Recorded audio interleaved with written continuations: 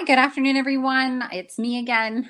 I'm happy to be in this session and to introduce Tiana. How do you pronounce your last name? Because I don't want to mess it up. Oh, you're on mute. Also, just in case you didn't know.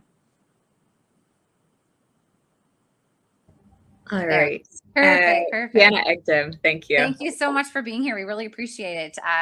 You are the Work Integrated Learning Program Administrator for Humber College, and you're going to talk about keys to a strong job search strategy. I think the strategy has changed so much over COVID, so such an important topic, and we're really appreciative that you could be here today. Really appreciate your time.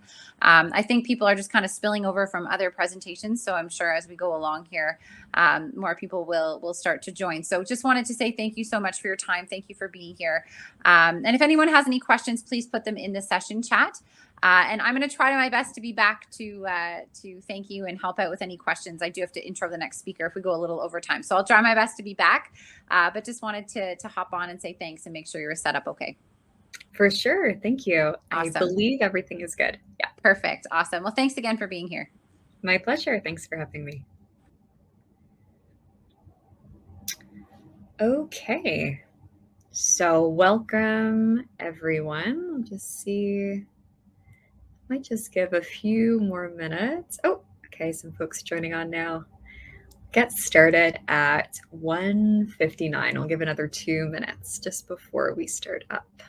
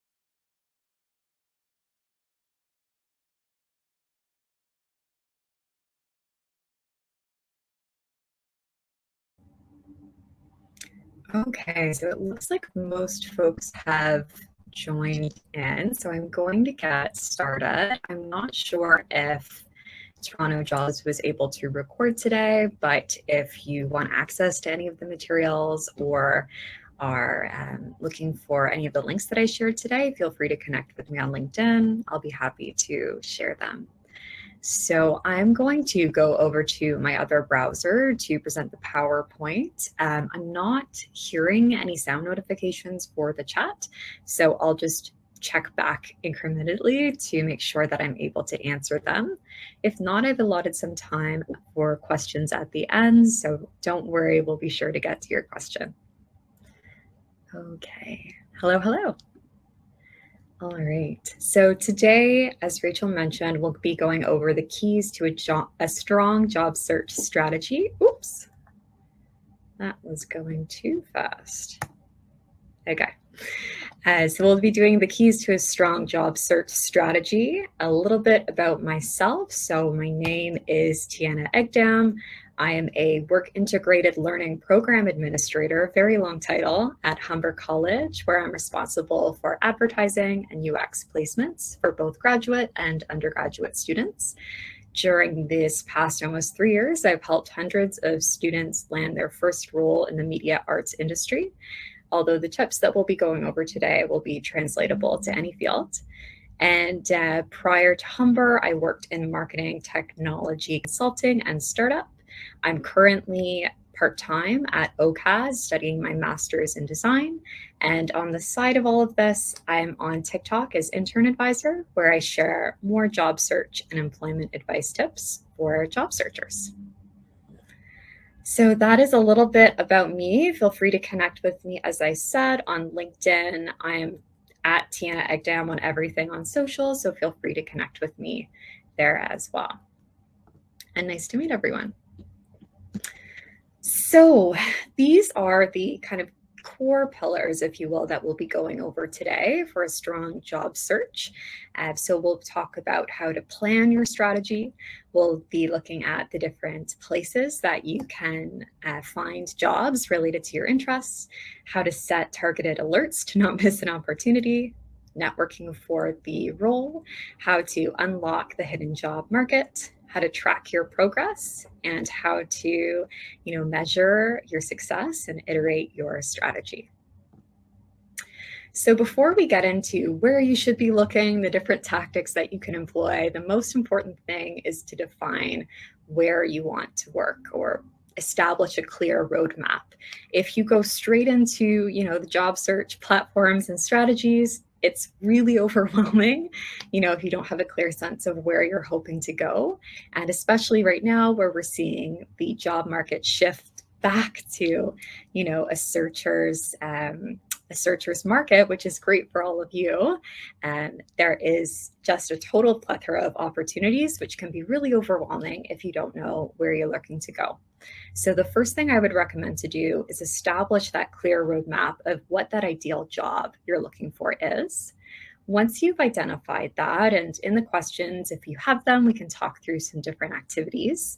The next thing that I typically recommend to do is create a checklist or a set of criteria, preferably a weighted checklist, to really define and guide that search. It can be easy once you get out and you start seeing the jobs to get excited by the glamour, the buzzwords of opportunities, and then not realize that perhaps some of the important criteria, such as location, flexibility in remote options or salary, to get distracted by all of the other aspects of a role. So having that weighted checklist before you start searching of what are the non-negotiable factors that this next role has to have, and giving them a numerical value of company culture is really important to me, or flexible remote options.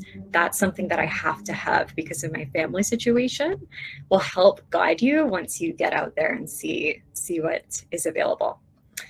After this, then a tip that I like to recommend is leveraging local databases to map out the employment landscape. So let's say you've decided that you're really interested in working in an advertising agency environment in a strategy role. Searching in Google advertising agencies in Toronto can be a very overwhelming search. But if you do look at different local databases, which typically different sectors in Ontario will have, this will give you a better understanding of what your options are and clarify, where it is you're looking to go. So an example for advertising is the Toronto Design Directory, which has all of the agencies in Toronto, contact information, websites, all different types and sizes of agencies. And that information may help you clarify the other points of refining that where you want to go. So this exists for non-for-profit in Toronto, there's databases. For tech sectors, there's databases. And the way to find this is really enter your sector, Ontario database, and typically that's where you'll find them. So now that you've mapped out what the employment landscape is and you know the type of criteria for that right job, then you can essentially cross-reference that criteria against the different organizations, in the area, and establish a top 5. So we talk a lot about your top 5 for a job search. It can be more than 5, but typically the more that you can curate that number down, the less overwhelming that search strategy tends to be. So if I want to work in advertising as a strategist, I set my criteria and I go through the directory. Then I see, okay, based off of the available agencies in Toronto, which ones are in the salary range or which ones have remote options. And that can help you, demystify all of the different organizations to the ones that, are most relevant to you. So now that hopefully you have an idea of what type of job you're looking for, where it is you're looking to go, the next step would be identifying where you should be looking. So there are a number of different job boards out there today. So many came through and were created miraculously by folks during COVID to help, curate and find different opportunities of organizations that were hiring during the pandemic. Now, as I said, the job market has changed, but thankfully, a lot of these platforms have continued to come up or are still used today. So when looking at, the right places to be finding these jobs, you can look to big job boards, right? So LinkedIn, Indeed, I'm sure we're familiar with all of these. There's pros and cons to kind of all the different areas you can be looking. So a big job board, they're likely going to have a very large amount of opportunities against your keyword search. So if you're looking for, marketing specialist roles, they'll likely have the most, since they're, again, kind of pulling all of these opportunities from different job boards. And again, like, they have a reputation, so employers know to advertise. The con of a big job board is that the number of people that you're competing against for the role is much higher. So on LinkedIn, for example, you can see how many people you're competing with for a role. And it's also overwhelming sometimes from a search perspective, where there's so many results, and sometimes, they're not as refined. So anyone can post on LinkedIn for the most part. The number of jobs can be overwhelming if you're looking for a more specific sector or role or area. So pros and cons. Similarly, we have the same for industry or sector specific job boards. So I've listed a few that I recommend based on the industries I work with. So Creatively is great for advertising, media arts, content creation. They only post roles related to those industries in North America. So if you have a very specific type of role or sector or size of organization you're interested in, the benefit of more niche job boards is that the number of postings that you're seeing are more related to your search criteria. As well, the number of applicants that you're competing against will be smaller as well, since it will be, a smaller kind of job board, less people will be using it, etc. So that's another way to go. There is a huge surgence of community-based job sharing. So Toronto Ad Jobs and Networking is a Facebook group. Design X is a Slack community. There are a lot of them right now, where essentially, if you are an active member of that industry or a student looking to join it, studying it, then they will admit you into this community where they have networking opportunities, workshops, job leads. Recruiters are on those platforms, and it's more of a community-based job sharing, and again, can be more curated than job boards. Cons of this, because it is community-based sharing, sometimes the level of information that you're getting about a job lead might not be as fulsome as on a formal posting. Also, there can be more networking requirements to access those opportunities. So, not necessarily an apply button you can click to, but some form of interaction you'll have to partake in. So again, pros and cons. And the last one we have here is curated or reference-based. So we'll talk a little bit more about references and networking for roles later on, but alongside the surgence we're seeing in community sharing of roles, there are also new platforms such as Palette, where different influencers in the hiring markets or leaders within those sectors, if they have a certain level of influence, so let's say through YouTube subscribers or members of their organization, then they're able to create a job board where they can highlight roles that have been shared with them through their network, or they can also recommend roles that they would advise or sign off on that they've come across. So 2 examples, Femke is a known YouTuber in the UX community. She has a palette board titled Femke's Design Jobs, where she curates opportunities that are shared with her to share with her community. Another is Jobs for Learners. Another way that we can see this sort of curated Job Sharing is interns.design. This one came out through COVID, where a team of volunteer design professionals created a website pulling all of the different opportunities for design internships and sharing them live. So this is the sort of job board, job sharing space that we're seeing today. A lot of great new opportunities. But again, using that checklist that you just created as a guide and compass to help inform where the right place to be looking for those roles is. One caveat to remember is that you don't need to pick just one. Ideally, you have a blended strategy. Let's say if you're interested in tech, then perhaps you're looking at LinkedIn and AngelList and Work in Tech Ontario, right? So you're not necessarily picking one job board and only looking there, but again, you're curating where are those places that I'm going to be looking to make that search less overwhelming and ambiguous. Some other things to consider as well is the type of organization you're targeting. So if you're looking at a corporate role, startup, non-for-profit, or agency, they tend to target different job boards. And if you are a student looking at internships, another consideration is if it is an annual program. Typically for annual programs, they will have more formal advertising on the larger job boards or through partnerships with your school. So at this point, I'm going to pause and take a quick look at the chat to make sure I'm not missing any questions. Oh my gosh, I haven't been sharing my screen. That is terrible.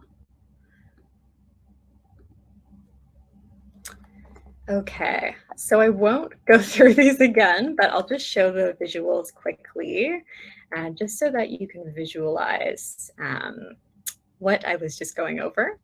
So in planning your approach, this was the visual I was referring to. So you didn't really miss anything other than if you're a visual learner.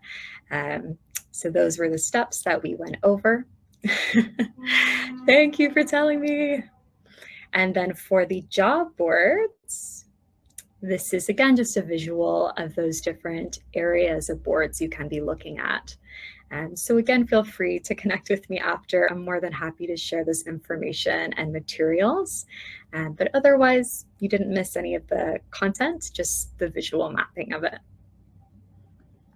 Okay. And this was just the last slide. Okay.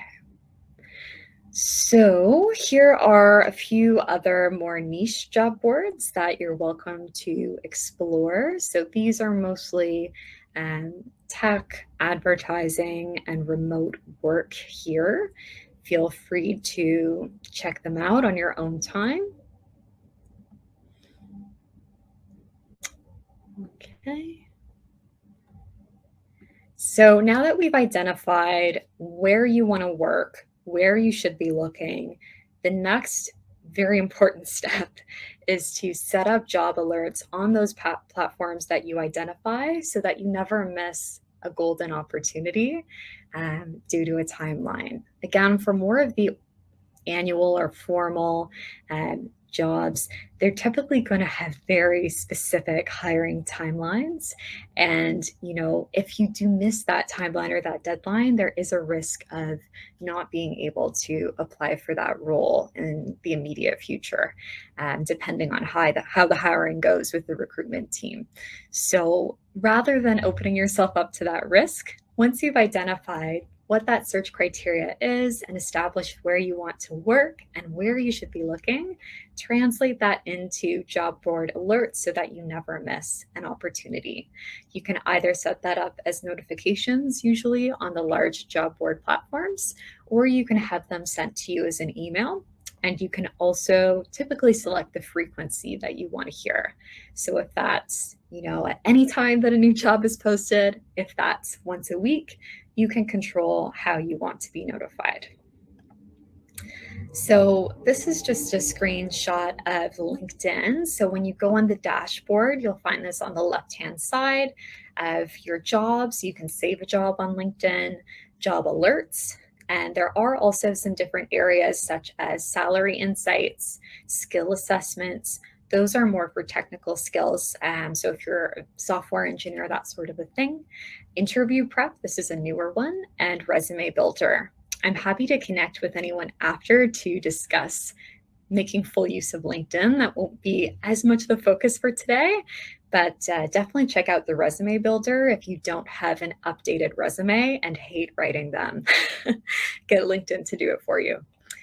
Otherwise, so you can either go through a dashboard where there'll likely be this sort of UI, or you can go, usually there's some sort of visual iconography, such as a bell, that you can click on that job board to set up an alert. And make sure that you select see all filters. Usually they'll curate it down just for your visual experience to a few of them, but open up all of them so that you can really encapsulate what's important to you. Some of the most popular ones you'll find are date, salary, role, company, level, so entry level, intermediate, senior, remote now we're seeing, industry, and function. So this isn't to say that you have to use every single filter, but again, referencing back to that checklist that you created to ensure that the ones you scored high are reflected in this alert criteria. So an example could be selecting entry level, digital marketing. Maybe RBC was one of the top 5 that you identified. And I like to really use the filter of date. So either within a month or less to target, the most active, most recent roles. While there can be roles that are older than a month that are still actively accepting applications, we did see a lot within COVID of expired applications or expired job opportunities that weren't taken down, or hiring was paused due to some restructuring of the organization during the pandemic. We're seeing this less, but typically I would say that 1 month or less is a good place to aim for with an engaged, up-to-date job posting. Okay, so networking for the role. I know that this is something that causes a lot of folks tremendous anxiety, but it is an important part of the job search strategy. It doesn't have to be the full strategy, but having some incorporation of it will help your chances of getting to the top of the pile. This is just one excerpt to support that. There are very many that you'll come across for the value of networking in your job search. That said, there are different ways that you can approach networking for your job search. Referrals is just one of the traditional ways. However, we'll go over some other ones which might feel less scary or intimidating to explore.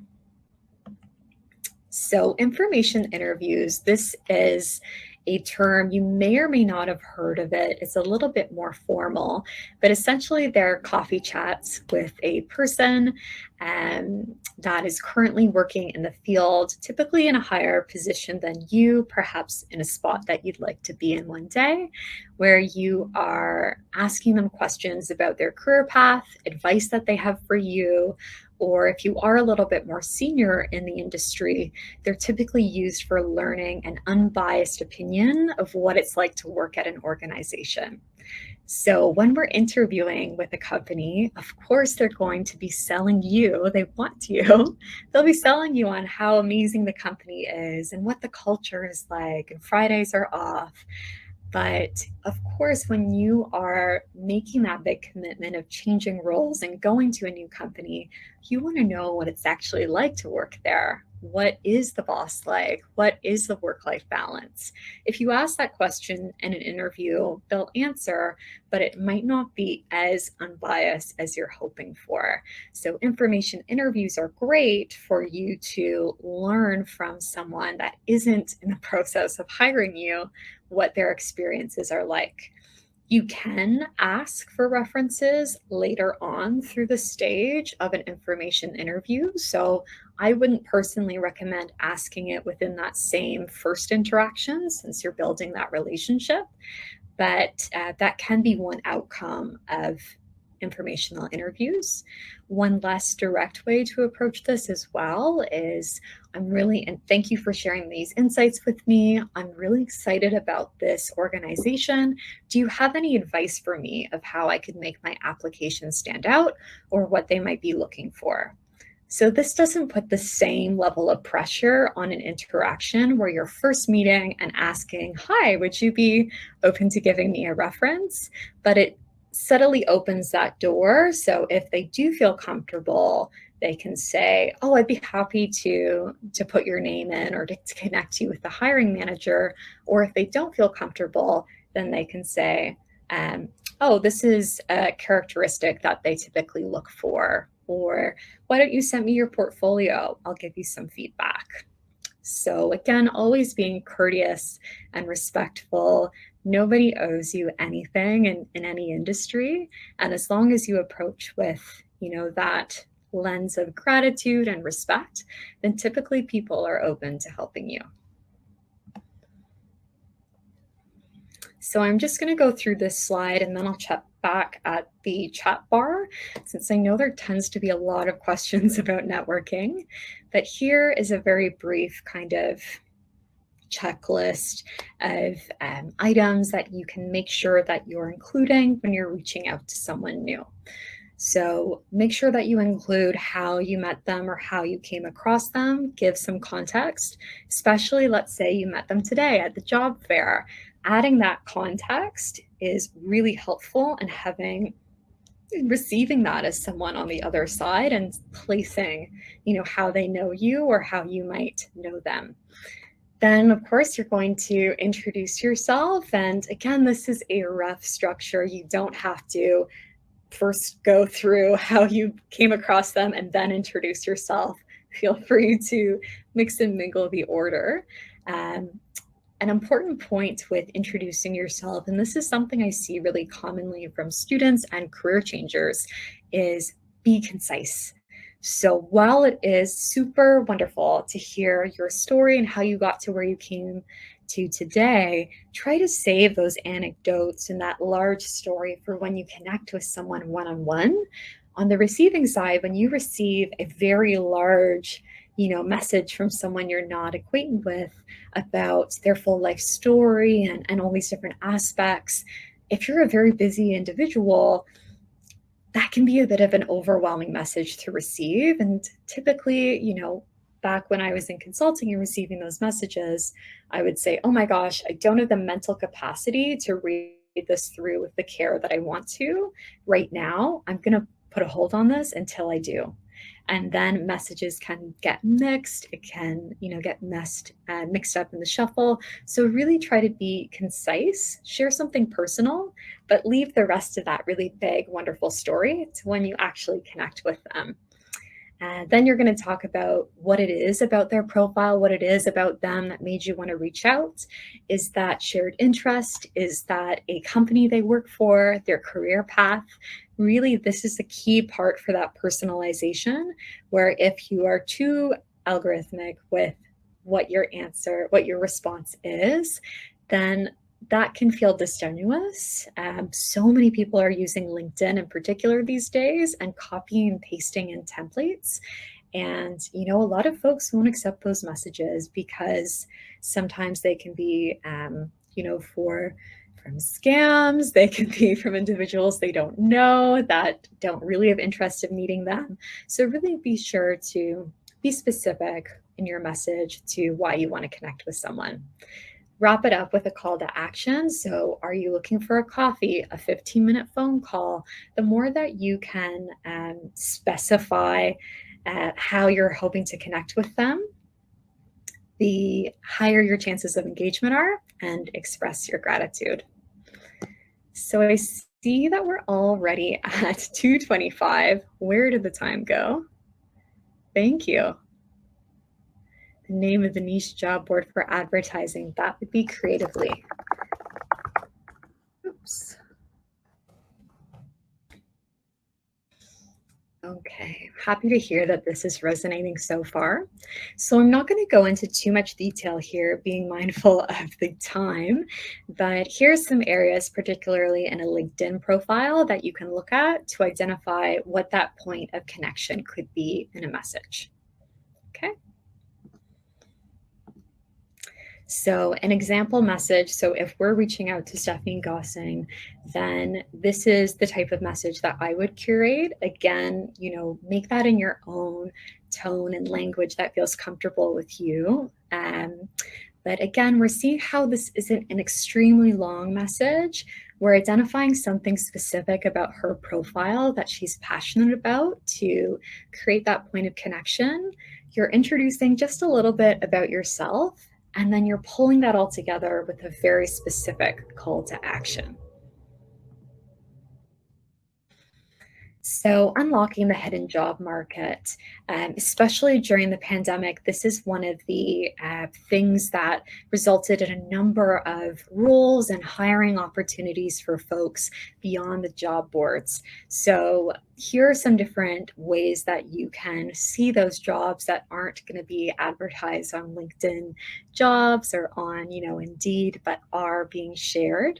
So the news feed is a really important function of all these platforms. So LinkedIn, for example, a very popular tactic, especially over the last 2 years, is employers posting on the news feed function before formalizing it to a job posting and asking their network if they have any recommendations for a role. So I have an example from yesterday. I try to keep recent examples of a hiring manager looking to hire an email marketer with the information. So the way that you can make sure that you see these opportunities is you don't have to connect with every individual, but there is a function called follow that you can use on Twitter, where we have the same thing with the news feed, Facebook, LinkedIn, all of these social sharing platforms, where if I'm following Mario, but not necessarily connected to him, I still get to see these opportunities. So what I like to do is when I know there's a certain sector or type of company that I'm interested in, I look for different senior leaders and hiring managers, recruiters in those companies, and I follow them so that whenever they do share this type of content, I see that on my newsfeed and I'll share that with my students. And then ideally what you want to do with a post like this, rather than just liking it, or if they link it to a job board, applying on that job board, try to engage with the post itself. So either a comment, liking it, Mario's asking you to email him, so make sure you follow instruction. But drawing that connection so that they can know you came through this post. Reaching out to people for informational interviews with those top places, and then also activating your current network before you put that pressure on yourself of creating a new one. So do you have any friends, family members, professors, graduates from your program that are in a field that you're hoping to break into? Getting an introduction by a common connection to someone new typically results in higher engagement from that person that you're being connected to. So if you're someone that's really nervous about networking, look at your current network first and see if there's anyone that could introduce you to someone in that field. That doesn't necessarily have to be for a job opening, that can be for an information interview. Okay, checking back at the chat quickly. Okay. So a very important element of a healthy job search is tracking. So there's a number of different platforms that you can use that are free, such as hunter.co, which is on the top side here, Teal HQ, which is on the bottom, or even an Excel spreadsheet to stay on top of your applications. So you can move that through places you want to apply to, places you have applied to, who you talked to in an interview, to add more structure to your job search. It also helps in never confusing a follow-up, which you should always be doing after an interview. So if you're applying to a number of roles and maybe interviews were at a similar time, make sure you're getting their name right. Make sure that you're getting, all the details of when you met for that interview correct.